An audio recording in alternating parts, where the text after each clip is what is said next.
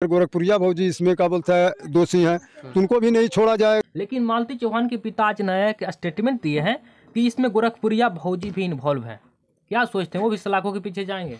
देखिए, किसी के बयान बाहर में क्या दे रहे हैं उससे कोई फर्क नहीं पड़ता है। अच्छा। मीडिया पर क्या बयान दे रहे हैं, उन्होंने पुलिस के सामने क्या लिखा है और क्या बोला है 161 के बयान में और FIR में क्या कहा है, उस पर बहुत चीज़ निर्भर करता है। बहुत चीज़ इधर लोग बहुत बोला और लेकिन FIR में कुछ नहीं बोला। और पुलिस यदि कुछ ले आई और कोर्ट में साबित कर दी तो उसको सजा मिलेगी। योगी जी से मैं यही कहना चाहता हूँ, हे बाबा जी, विष्णु का तो फांसी होना चाहिए। लेकिन विष्णु राज जो शादी करा देते हैं अर्जुन वर्मा से अपनी पत्नी को, ये कराना चाहिए, कानून का साथ लेना चाहिए? नहीं करना चाहिए था, गलत है सामाजिक तौर पे भी और कानूनी तौर पर भी।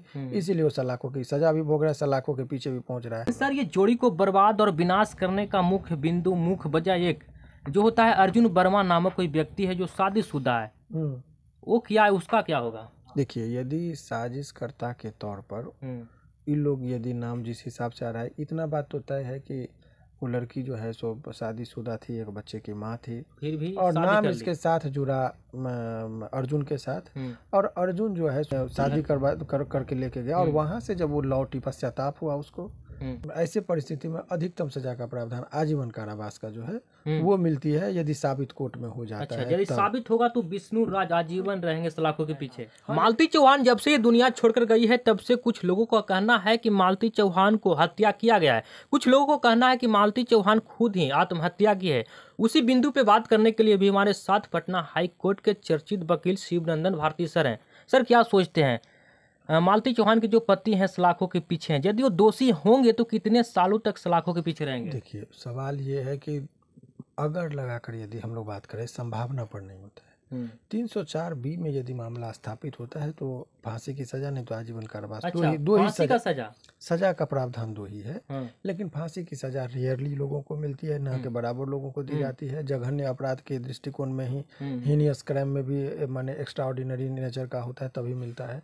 तो ये जो मामला है, ऐसे परिस्थिति में अधिकतम सजा का प्रावधान आजीवन कारावास का जो है वो मिलती है, यदि साबित कोर्ट में हो जाता है। यदि साबित होगा तो विष्णु राज आजीवन रहेंगे सलाखों के पीछे। हाँ, लेकिन वो सजा के बिंदु पर, लेकिन उससे पहले बेल उल का जो प्रक्रिया होता है, लोगों को बेल मिलता है, फिर ट्रायल में जाता है, तो ये सब प्रक्रियाएं हैं। लेकिन अभी वर्तमान परिस्थिति में जो केस हुआ है उसमें फिलहाल वो मुसीबत में घिरा हुआ दिखता जरूर है। लेकिन मालती चौहान के पिता आज नया एक स्टेटमेंट दिए हैं कि इसमें गोरखपुरिया भौजी भी इन्वॉल्व हैं। क्या सोचते हैं, वो भी सलाखों के पीछे जाएंगे? देखिए, किसी के बयान बाहर में क्या दे रहे हैं उससे कोई फर्क नहीं पड़ता है। मीडिया पर क्या बयान दे रहे हैं, उन्होंने पुलिस के सामने क्या लिखा है और क्या बोला है 161 के बयान में और FIR में क्या कहा है, उस पर बहुत चीज़ निर्भर करता है। बहुत चीज़ इधर लोग बहुत बोला और लेकिन FIR में कुछ नहीं बोला। अच्छा। 161 जो डायरी लिखने पुलिस से जाती है उसमें कुछ नहीं आया तो कुछ नहीं होगा। तो निर्भर ये करता है कि किसी भी व्यक्ति को सजा पहुंचाने के लिए कि आपने पुलिस के समक्ष क्या बयान दिया और पुलिस ने उसके संदर्भ में रिपोर्ट क्या तैयार किया, उसी आधार पर कोई व्यक्ति दोषी हो सकता है, कोई व्यक्ति निर्दोष हो सकता है। लेकिन अब गोरखपुरिया भौजी को कोई खतरा है ही नहीं। मैं ये नहीं कर, अब वो डायरी में क्या पुलिस के नज़र में क्या है, पुलिस क्या उसके अगेंस्ट में क्या मटेरियल ला रही है रिकॉर्ड पर, कि उसकी कितनी इन्वॉल्वमेंट है इस केस में, उसकी कितनी इसमें संलिप्तता है, वो तमाम तरह का चीज़ निर्भर करेगा पुलिस के रिपोर्ट के आधार पर। और पुलिस यदि कुछ ले आई और कोर्ट में साबित कर दी तो उसको सजा मिलेगी। यदि नहीं साबित कर पाई, नाम दे देना और साबित करना दो अलग चीज़ है। तो केवल केस में नाम दे देते हैं तो कुछ नहीं होता है, साबित करने के लिए उसको जो मटेरियल चाहिए वो मटेरियल के आधार पर ही ये सारा। लेकिन सर, ये जोड़ी को बर्बाद और विनाश करने का मुख्य बिंदु, मुख्य वजह एक जो होता है अर्जुन वर्मा नामक कोई व्यक्ति है जो शादीशुदा है, वो क्या है, उसका क्या होगा? देखिए, यदि साजिशकर्ता के तौर पर इन लोग यदि नाम जिस हिसाब से आ रहा है, इतना बात तो तय है कि वो लड़की जो है सो शादीशुदा थी, एक बच्चे की माँ थी, फिर भी और नाम इसके साथ जुड़ा अर्जुन के साथ। और अर्जुन जो है सो उसको लेके गई